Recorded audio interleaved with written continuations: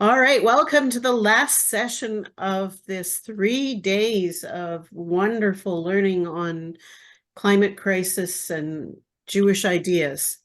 And I think that it's an amazing way to finish off the day with these two wonderful young people who are engaging our college students in climate activism, who are going to tell us about how to do it and how we can get involved, I hope. Shaina and Sumner are going to take it away. Yes, hello, welcome everyone. My name is Sumner Lewis. I use she, her pronouns, and I am here in my apartment on the Upper West Side of Manhattan. I am the Young People Organizer and JOC Caucus Coordinator here at Dayenu, which means that I work with anyone between the ages of 18 to 32 to engage them in Jewish climate work and also run our Jews of Color Caucus, which is a community for those who identify as JOCs and are interested in the climate movement and want to feel that community. I'm going to throw it over to Shaina and then invite everyone to come off mute and introduce themselves. Awesome. Hello, everyone. My name is Shaina Morrel. I use she, her pronouns. I'm located in Hartford, Connecticut, and I am the Adamah campus manager. So Adamah is the largest Jewish environmental organization, and I oversee in North America, and I oversee specifically our campus programming, engagement, and student leadership. So Scott, Myron, Richard, any of you feel called to introduce yourselves as well? Oh, sure. I'm Scott Lewis here in Pembroke Pines, Florida. And I'm a great admirer of both Adamah and Dayenu. So great to be with you here this afternoon. And so also I'm part of a group Higher Ground Initiative. So great to be here. Thanks. Richard, are you able to speak where you are? Yeah, briefly. Richard Marker. I guess the most relevant claim to fame is that my wife is Morrel Goldsmith, who some of you may know, founder of Jewish Earth Alliance. I actually did a couple presentations on this series already, and has connection with both of the sponsoring organizations. I'm a board member of Limud North America, along with Faye. Is that enough, Faye? Anything else? Sure, Yeah. but you're more than a board member. Oh, actually, the only other thing I would say, although it's getting to be very old news, my last job in the Jewish world, I was the international vice president of Hillel, which meant that I spent no short number of years working either on or with campuses. So I have a professional interest, but to be honest with you, that job that I just described ended in 1997. I guess it's my turn. I'm Myron Katz. I live in New Orleans. I have a doctorate in math. I started working on climate action in 1982. In 1985, I got the National Sierra Club to adopt global warming to stop global warming by encouraging energy efficiency as a national priority. I did it with the grassroots campaign in New Orleans and solicited every group in the world in the Sierra Club. Since then, I've been working in this field.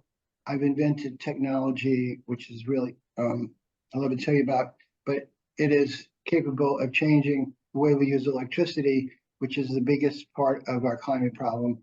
And but I'm so glad that you guys are working at the student level, and I'm happy to hear about it. Fantastic. Thank you all so much. Great to be in community with you here. And thanks for showing up to this last session of the Limud North America series on the climate. So as we've mentioned, and it sounds like a lot of you are familiar with, we're coming here from Adamah and Dayenu. So Adamah is the largest Jewish environmental organization in North America, and we work to help build that connection between Adam and Adamah, between people and planet. And our mission at Adamah is to cultivate a sense of vibrant Jewish life and deep connection with the earth. And we do that through environmental education, immersive experiences, leadership development, and climate action. Hopefully you've seen some of our other sessions over the course of these past few days, introducing bits of those different programs. and excited to dive in a little bit deeper and pass it over to Sumner to share about Dayenu. Yeah, at Dayenu, we're here to empower, organize, and mobilize all American Jews to take systemic action on climate, because 80% of American Jews think that climate is the #1 social issue that is affecting us right now, but not every American Jew is taking action on climate. So our mission is to secure a just, livable, and sustainable world for all people for generations to come by building a multi-generational Jewish movement that confronts the climate crisis with spiritual audacity and bold political action. And that's why doing our young people work, who we've defined as people ages 18 to 32, is so important to make sure that this truly is a multi-generational Jewish movement. Great. So we wanted to open up with a question here of like, what do we know about college students? What are some of the truths and maybe things that you're reading in the news or in media that are coming up for you? So feel free to put in the chat or to come off mute and share what do we know about college students right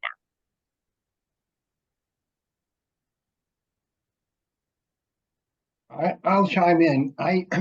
I've taught math classes, science classes at universities for over a decade, and I had to give it up because there were no students in the room. They were not interested in learning, and I gave up that activity because it was too frustrating. Maybe things have changed, but I haven't noticed it.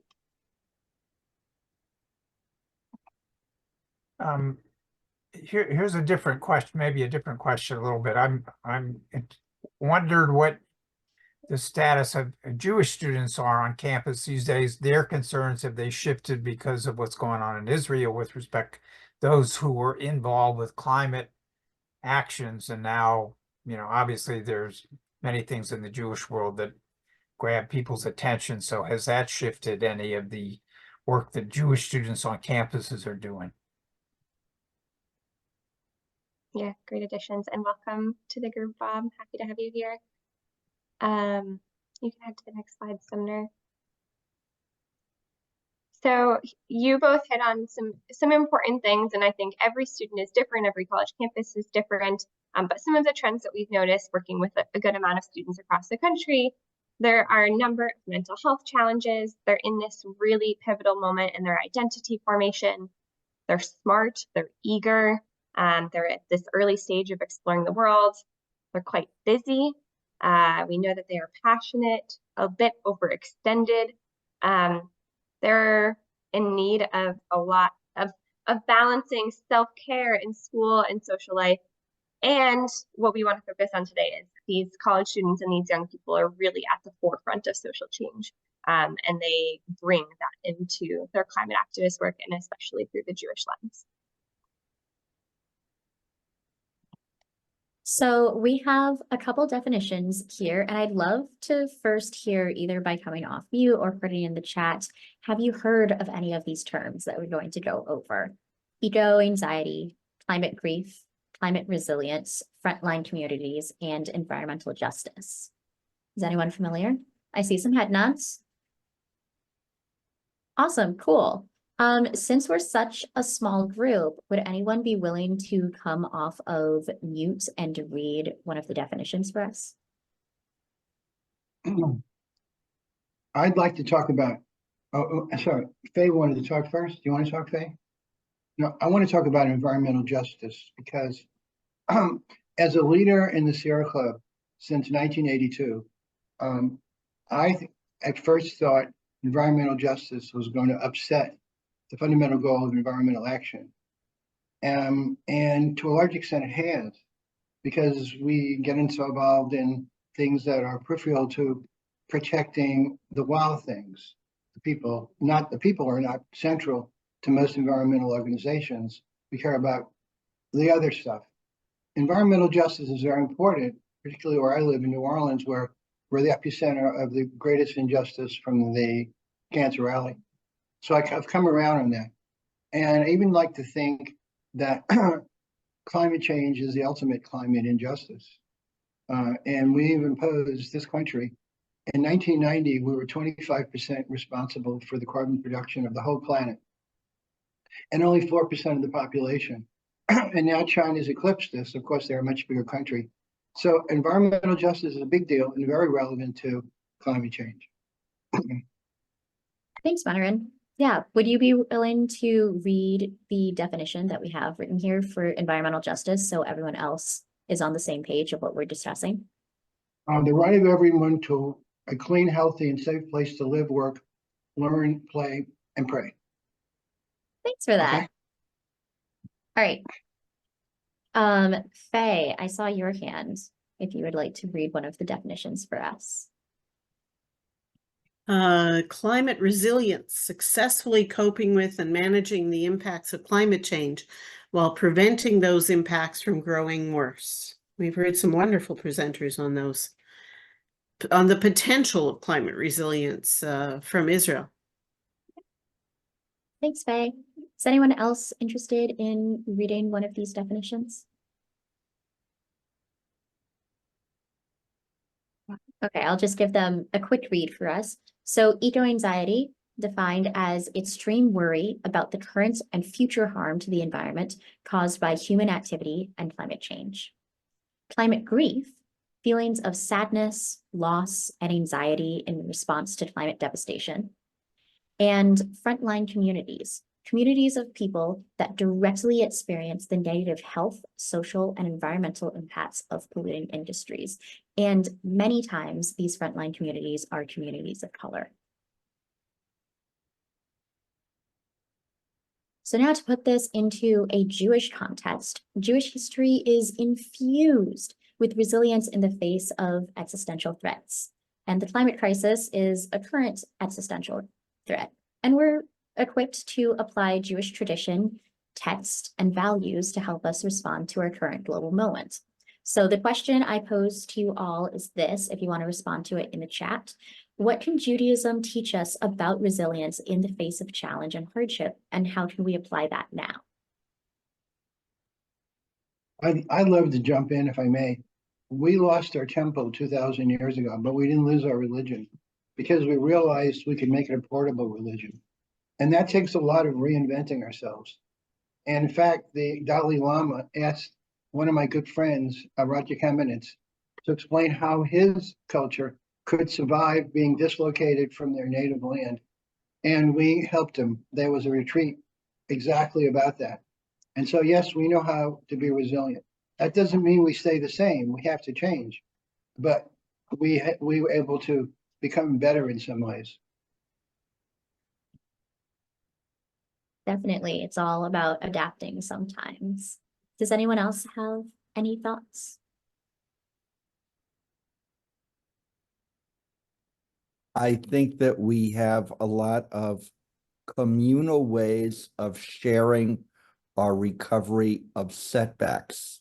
For example, the process of sitting Shiva after someone close to you dies. But there are many others. So we have ways to realize there are going to be pain points, and we are obligated to be there for each other.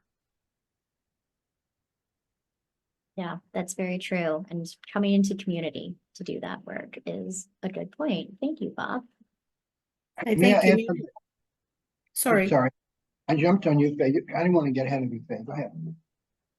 I think community was the key word there, and that we have a long history of working together on all kinds of communal issues, not just religious issues, to keep to look after the poor, to look after our communities, to work together. And I think that we can see how the systems of Jewish organizations have responded in the last, I don't know, number of years to things like hurricanes and COVID and all kinds of other disasters.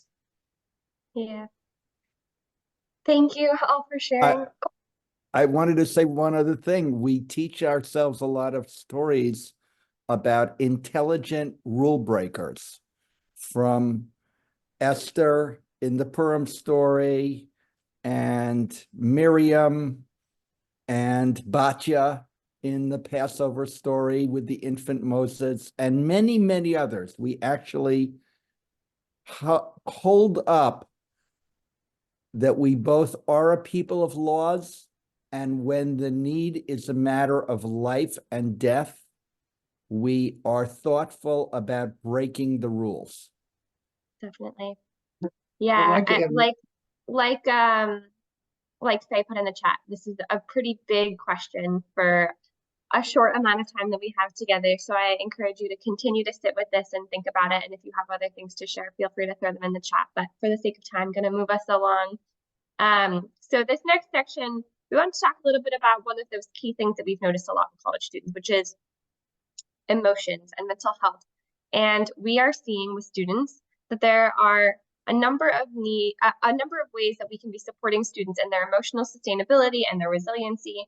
And so I really love this resource from the Climate Mental Health Network called the Climate Emotions Wheel. And it really helps us to name an emotion. And so I walked us through here in this list kind of 7 steps in supporting students. So first is awareness and feeling of that emotion. The second is calming the nervous system and that immediate response to the emotion. And then naming the emotion. And that's where that climate emotions wheel really comes into play. Is what are the tools and the strategies that we can use to name what exactly we are feeling in that moment. Recognizing the factors contributing to that emotion. So that could be things like your environmental location, your social location, class or age or anything along those lines. Next is understanding that emotion. So sometimes feelings of fear, grief, worry can be experienced alongside other positive emotions like joy and connectedness. And so how can we understand how that emotion is fitting into the bigger picture? Sharing the emotion with others, feeling supported and validated and connected to community and experiencing that emotion. And then 7th, if relevant, action. And we're going to get to that in just a minute. So I encourage all of you to take a second to think about how you might kind of put your oxygen mask on first, thinking about how you can support students or young people that you're connected with experiencing climate emotions so that you can best serve them. And as you're thinking about that, just naming that it is not our jobs solely to do that work. There are climate mental health professionals. There's the Climate Mental Health Network, the Climate Psychology Alliance of North America, the Good Grief Network, a ton of organizations that are doing this work. And so you alone are not responsible for holding that. And so just take a second to think about your own care and resiliency.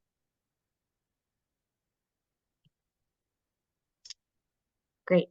So when it comes to intense climate emotions and emotions in general that are pretty prevalent for college students these days, we wrote out here some tips for supporting our students. So number 1, creating a space for sharing and discussion and community. We've talked about that already, the importance of having that space and community. Listening without judgment. We need to just be listeners. As the people that are in the space with youth, we need to listen to them first. 3rd, validating, knowing that everyone is feeling things very differently, especially the climate crisis, and recognizing the uniqueness of that experience. 4th, fostering connections with community, making sure that they do not isolate themselves, and building out more opportunities and spaces for them to connect. 5, making nature connection a priority. It is very easy to get locked into your library or to your dorm room and sit and study or feel this kind of doom and gloom. And so to get out and to really reconnect and be in touch with the natural world is so, so important. Over on the right-hand side, 6, focusing on gratitude. What about being on this planet, about being on Earth brings you joy? And what are the pieces of hope? And that brings me into 7, limiting our negative news and media consumption can be really heavy. And sometimes we need to hear the good climate news and the good things happening in this world as well. 8, getting creative with meditation, with artistic expression. 9, continuing to learn, whether that be through books, through movies, podcasts, anything else along those lines. And then 10, kind of taking all of these things into consideration and mobilizing for action. And our two organizations and the work that we do on campuses really helps our students do that. Yeah, Scott, I see you have your hand raised. No, that's a very good list. Could you go back to it? Here, my question is, what are some, and this is, to me, I look at these, I say, well, these are great tips for most people, I would think, and that we're dealing with. Are there some unique aspects of this for students within maybe some of these numbers that you would suggest? Or, most of these I think are great for everybody, but maybe there's some wrinkles here that are different for students, college students, I don't know, but that would be different than Yeah. say some of us older folks here. It's a great question. And I think while all of these things are consistent across a multitude of demographics, the way that they look on college campuses and for students is different. So example would be creating, number 4, fostering connections with community.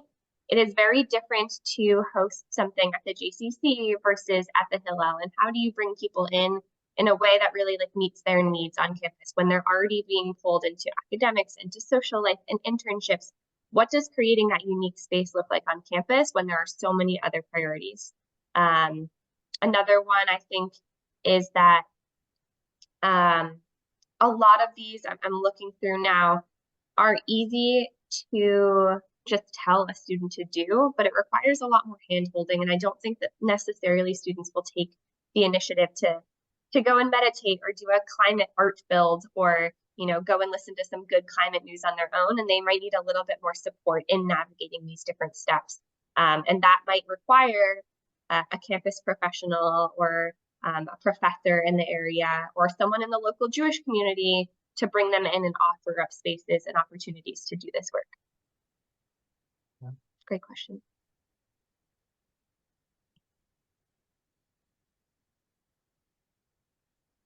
So we've gone through different steps and climate emotions, and it's really important to talk about our feelings about the climate crisis. And it's also important that we use those feelings as fuel to move towards action, because if we don't, then we're missing a really big opportunity for meaningful progress towards a just future for all. With that, here are a little bit of ways that you can engage students in climate action. You can integrate the climate programming into other pre-existing programming.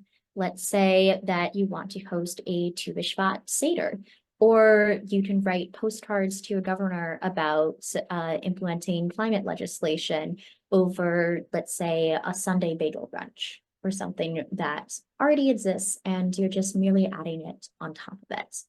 You could also consider starting a Dayenu Circle or an Adamah on Campus chapter, which enables you to build campus coalitions and partnerships on campus and maintain momentum for climate work as part of a larger network, because it really roots it in that community that we've been talking about.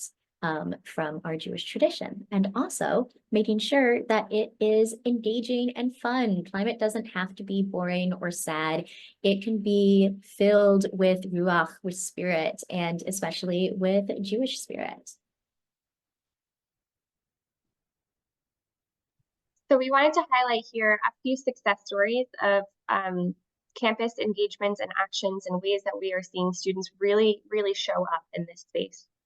So I'm going to give everyone, about a minute or so to skim through these, and then I'll highlight a few examples in a bit more detail than what's on the page. So just take about 30 seconds to a minute to look through it.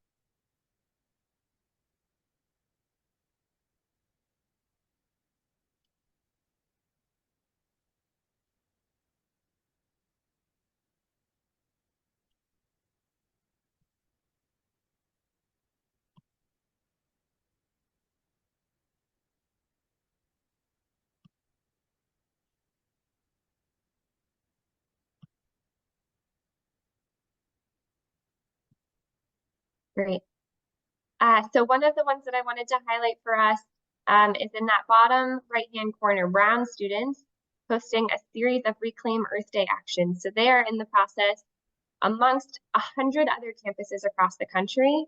And they are working to help get their universities to divest from fossil fuels, to invest in environmental justice initiatives, to build relationships with frontline communities, decarbonize the campus, and be leaders on climate solutions at their campus. Another example that's coming up for us is that over here on the left-hand side, 137 college students were trained in Dayenu's Taking Down Goliath climate organizing training. So that means that over 100 students are now a bit more educated on how to be better organizers, a little bit more educated on the climate crisis and how it's informed by Jewish values. We see here up at the top, USC, the University of Southern California, is hosting their annual Earth Day Shabbat, right? We talk a lot about, we started this with climate emotions and climate anxiety, and we also really need this joy, and we need this sense of hope and collective resilience. And so coming together and eating a vegan meal with no waste utensils and doing some kind of community activity is also really important in engaging college students. And that sense of community drives them into some of these other actions.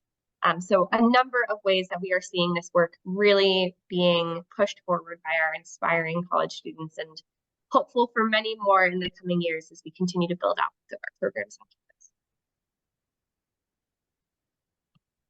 So I want to open it now up to all of you if you have additional questions for either of us. Thank you for the chat. Thanks, Bob, for coming. Any questions that are coming up for us that we can answer? Well, can I go back to that question I raised at the beginning?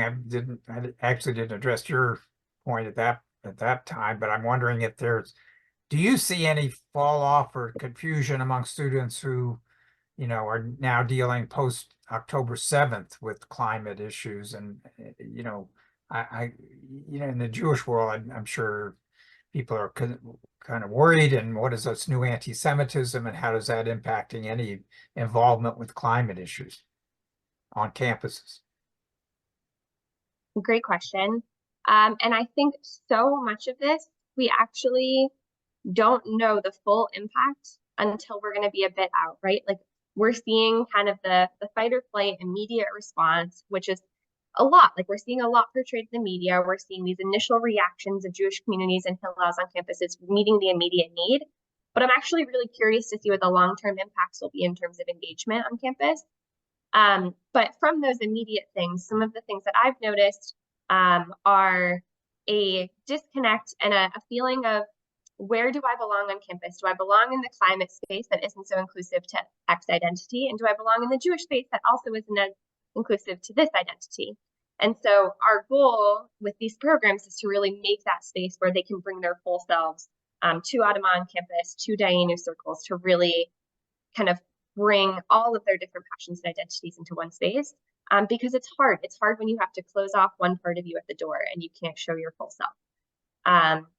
And hopeful and for exciting spaces, I'm also seeing beautiful partnerships and bridge building on campus happening because of all of this and despite all of this.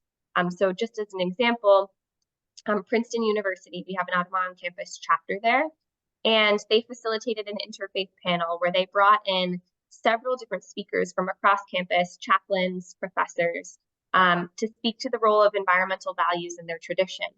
And the relationships that were built from the students that attended and the chaplains and professors themselves have really allowed to continue the conversation and continue the bonding and the connection into the past year, which has been really special. And I hope that we can continue to do that through both educational opportunities and community activities like I just described, and through action, coming together to work on a farm with 50 other people from across campus that have never engaged with Jewish life, but are really excited to get their hands in the dirt.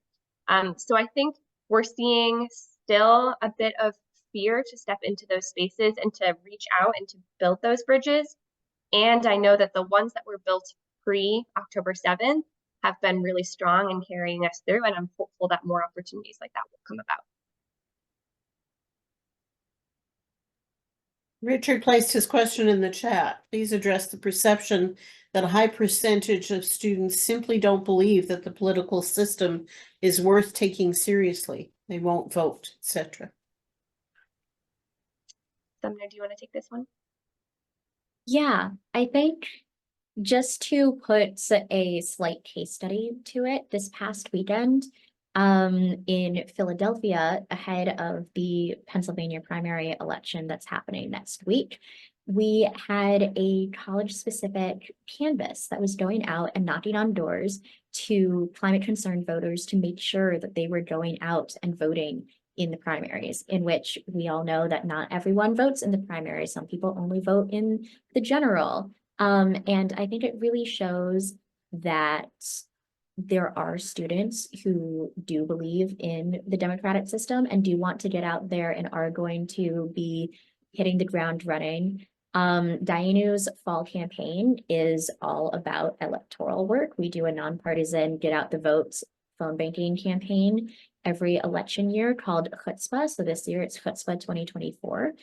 And 2 years ago, when we ran Chutzpah 2022 for the midterm elections, we had a very strong college turnout to our phone banks. There were many people who would join individually. There were different groups who would come. We have a resource of how to throw a phone bank pizza party where students would get together and have pizza and call voters, even in states that weren't their own state, just the list that we were calling through. And they really have that passion. So I do believe that while there are some people who are painted as not believing in the system, because yes, the system is broken a little bit, but also there are many people who do believe in the system and participate in it and want to make it better from the inside out. And I think that's a part of students that we forget, is that they are idealistic and wonderful, and they really are at the forefront of these social causes. If I could just jump in as well. I think when it comes to voting specifically, there are a number of barriers for college students when it comes to this. So going into college, you're 18, you're just registering to vote for the first time. And some people don't know how to navigate that process. And also when you're in college, you might often be in a state that is not where you're originally registered to vote. So it requires getting mail-in ballots. And so Hillel International has a mitzvot campaign. Mitzvot, if you get it, the vote part of mitzvot. And they help students kind of get through those things and to get them registered and to meet them where they are on campus and walk them through and handhold through that process, because a lot of students just feel a little bit overwhelmed and kind of confused about how to navigate it on their own. So I wanted to just name that as also potentially what might be perceived as apathetic students is actually like confused and overwhelmed students often. So I come from a community that has a small Jewish population and a small campus Jewish population. And we're a commuter schools where most of the students go home to their mother's table at night, like they're not really living in dorms. And we have Hillel. We have some other groups that try to gather on campus that my question is, how do you work with Hillel or whatever to bring the same messages out to smaller campuses and smaller schools? Yeah, Or do you? I'd say for Dayenu, our organizing model is Dayenu circles. So these are small groups of people, and at campuses, they form sort of functioning as a normal club would. And so at some campuses, they fall under the Hillel umbrella, and the students are doing it within Hillel. And on some campuses, they're doing it as just their own club, sort of like an a cappella group would, or the like campus environmental group would. And so this is another campus environmental group, but a specifically Jewish campus environmental group. So there are multiple ways that Dayenu circles can function and pop up. And we do partner with Hillel. There are a lot of different inroads we have connections with Hillel staff. We also have connections with students and do just a multi-level way of getting our name out there. And really, a lot of times it's people who are searching online, like Jews and climate, and they find our organizations and they come to us and they say, hey, we really want to bring this to our area. And so we are like, okay, great, let's work with you and find a way that works. And so we have a pretty boutique approach, and there are many different types and forms of Dayenu circles and people who get trained up and are then engaging other students, either as a staff engaging students or a student engaging other students in this climate work. And I know that Adamah also has a very close relationship with Hillel. Yeah, I was going to say, I think for both of our organizations, it's really about kind of like meeting each campus and each student where they are. So the approach is going to be different if you're working with a small liberal arts school versus a massive state school.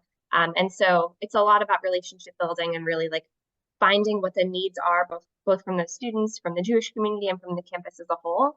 And the approach changes depending on who we're working with. And I think that's like the beauty of our work, is really like building out those relationships and being able to discern what the needs are. And for Adamah on Campus, pretty similar to what Sumner described, and a model that I actually have seen work really beautifully on small campuses and in commuter schools, because at some big schools, there's already, 10 climate organizations and 3 environmental organizations and 4 Jewish organizations. And like, what is the place for this? Whereas smaller schools, this is really fitting a niche and like a moment that isn't already being met. And so I'm seeing a lot of success in some of the smaller schools, some of them that we work with right now, Dickinson College, Muhlenberg, I'm trying to think of some other small schools, but those two, just as initial examples, are thriving because that is a way into Jewish life on campus and into the climate work on campus that doesn't feel as overwhelming. And it's kind of bridging these communities that weren't already historically brought together. And that's something that we've been in conversation with a lot with the Hillel community, is how do we build environmental work and climate action into the culture of what it means to be Jewish on campus. It's been a bit of untouched territory, right? We've prioritized a lot of other things for Jewish students on campus, and this has not historically been one of them as strongly. And culture shift takes a long time. We have to really get the buy-in both from staff and from students and bake it into leadership positions and into, what are our weekly program offerings for Jewish students. And that takes time, but we're getting the ball rolling, and that's pretty exciting.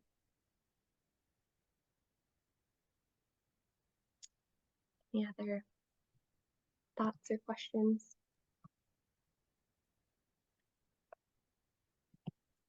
Thank you so much. Awesome. It was so great to be with all of you. Sumner just has one more slide. Yes, we do. So you can get involved with Adamah and Dayenu. On the screen, we have 2 QR codes, which lead you to link trees, which are a really cool way of seeing all of the different programs that we have going on for students, and then also people of all ages too. Our emails are up here also in case you would like to get in contact with us. We have both of our personal emails, and then we also have general inquiry emails for both Adamah and Dayenu. And it was lovely to have you all here with us. Thank you so much. There will be a wrap-up email going out from Limud, I know, which will have some of the links in there also. Thank you. This was an amazing way to finish out not only this day of conversation, but 3 days of conversation, with a focus on engaging the up and coming generation of leaders. And clearly you represent 2 of those. Thank you. Thank you both. Have a good one.